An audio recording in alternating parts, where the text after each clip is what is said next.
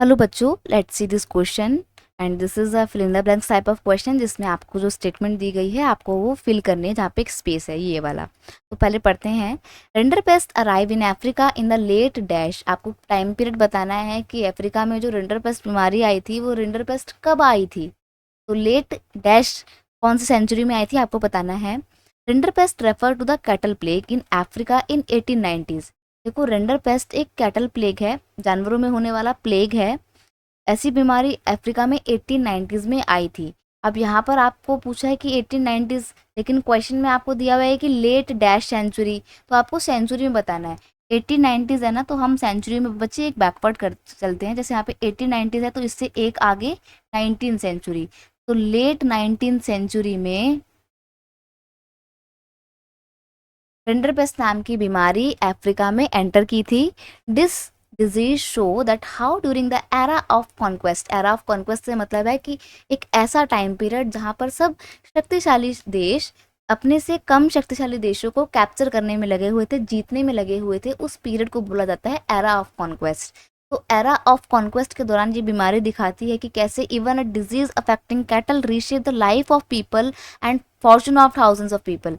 किस तरीके से जानवरों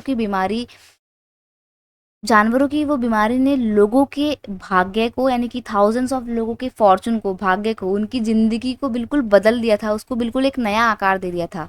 the infected cattle was imported from British Asia into Africa to feed Italian soldiers. देखो क्या होता है, ब्रिटिश एशिया एशिया से एक इन्फेक्टेड कैटल लाया जाता है ये बोल के कि ये इटालियन सोल्जर्स को खाना खिलाने के लिए लेकर आ रहे हैं, बट एक्चुअल में उसके अंदर इन्फेक्शन होता है रिंडरपेस्ट का, और वो खाना खिलाने के लिए लाया ही नहीं जाता है। वो फूड आइटम के लिए, फूड फीड के लिए लाते ही नहीं है, बल्कि उसको तो एक इन्फेक्टेड कैटल के तौर पे लाते हैं ताकि आगे भी इस इन्फेक्टेड कैटल से बाकी के एनिमल्स में ये बीमारी फैल जाए।